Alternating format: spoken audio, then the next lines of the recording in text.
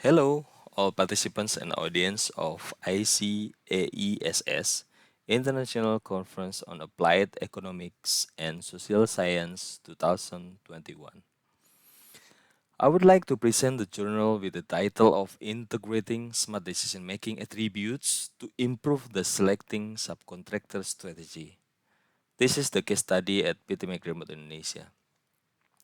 This presentation was prepared by myself, Teofilus Purnamaputra, and my supportive mentor, Pak Sudarso Kadri Weryono. So here we have the contents of the presentation: background, problem statement, SMART analysis method. We have four analysis here: construction value change, financial ratio, project funding, capacity planning, and the last one is conclusion from that four analysis that already analyzed. By integrating smart decision-making attributes to improve the selecting subcontractor strategy. So the decision is here. So the first one is the background. PT McDermott Indonesia or PTMI was started the fabrication of Qatar Gas Node Field, QG and APS since 2019. The black one on the picture is the one that already installed. The project already installed in offshore. The blue one is now fabricated in Batam. So one part of the fabrication scope of work is to fabricate cladded pipes. Fabricate cladded pipes. So what is cladded pipes? Cladded pipe is like this. This is the carbon steel pipe, and put additional layer inside the pipes, which is stronger than the carbon steel. So this one is the work is considered as a specialist works, which is cannot be done by PTMI itself. So PTMI is choosing another contractor. PTMI choosing PTXX because this is only can be done by specialist subcontractor. So how PTMI doing this subcontractor process? So here PTMI has some of the guidance to choose the subcontractor. The guidance is for the pre-subcontractor planning, the sourcing, the management, and the vessel. Of course, on this case, we use the sourcing guide here. Here we in McDermott has some of the sourcing method, but we will focus on the one on the subcontract projects with the competitive bidding. Means more than one bidders to bid on the one project. So on this competitive bidding, it's divided on some stages. One of the stages is the subcontractor bid evaluation. Here is the subcontractor bid evaluation. In this stage, we have technical evaluation and also commercial evaluation. This is the one that evaluate inside that both evaluation. So this is the existing bid evaluation method. Still the common, still the not using the smart evaluation method. Very conventional. So here the problem statement. PTXX is fabricating the cladded pipes, which is order from the McDermott. But during the delivery, PTXX having product delivery problem. They are not delivered as per the promise date. So this case almost caused the delays on the delivery of the whole project, which can cause a loss of reputation of PTMI. So the management of PTMI have a discussion and assume that there are three problems. First is the problem on financial area, project financing plan. The second one is problem on the technical skills, all the technical area there. And the third one is problem on the administrative area. So we are checking based on this. So why we choose the smart analysis method?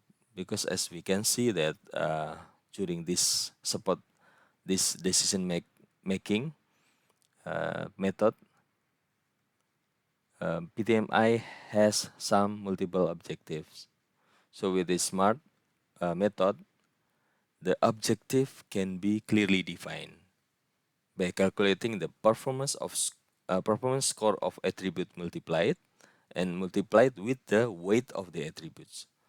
Performance score of attribute multiplied by weight of the attributes.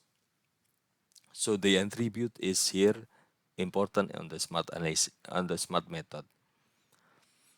So here the 4 attribute we will check which one is the important one and the other is not important. We check one by one. First analysis is the construction value chain analysis. We use the Porter's value chain scheme, describe the primary and the secondary activities. Both is involved and of course support each other.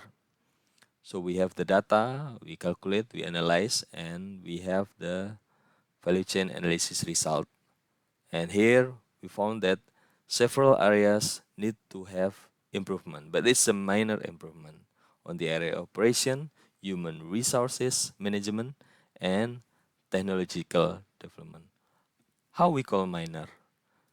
We call minor because of this target. We use the risk table here, and the target is this risk need to improve or need to put away, reduce before the next project is started. So we can see that this red risk, almost all, and yellow and green risk can be easily eliminated before the project is started. So we can say that this company is in a good condition here. The second one is financial ratio. We use the statement of financial report from 2018 and 2019. And from this number, we can see that 11 from the 12 ratio are dropping for 2018 to 2019. Means here the company is not in a good condition. So the third one is project funding. We use the DER. So we check the DER from the 2018 and compare to the 2019. 2018 we have the DER of 9.07, while in the 2019 we have a DER of 5.68. By the standard of DER of 4, we can say that the company is not in a good condition. The DER ratio tends to decrease from 9.07 to 5.68, but yeah, based on the standard DER, is still not in a good condition. The last one is the analysis number 4, which is capacity planning. By use the best operating level, which is 650 meters and pieces per day for pipes and fittings, there are several monthly loads that exceed the capacity. This one is big exceed, yeah, big exceed. But even this is exceed, they can sort it out by taking the support from their branches in Brazil and Saudi Arabia. Give the equipment, give the support, people, manpower, and everything. So it settled down. So the conclusion here is the company is in a good condition. So we go to the last part, which is the conclusion. So from the research, we've analyzed the 4 area, which is construction value chain, financial ratio, project funding, and capacity planning. We see that some is blue, which is in a good condition, and red, not in a good condition, but all we can say that they are important factor. So the existing subcontractor, if we can make it into the base standard of SMART method, we can see that the conventional way doing by McDermott is only showing that the attributes is only 2, cost and operation. So here we would like to propose the above attributes, which is here, to be added inside this new smart analysis method. We added this financial ratio, project funding, and construction value change.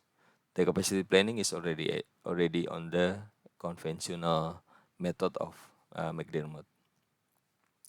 And also we can determine the weight of its attributes here from the important one to the not important one. So that's all. Thank you for your attention, and may all of this that I already share can be a beneficial, of course, to everyone in it. Okay, thank you and have a good day.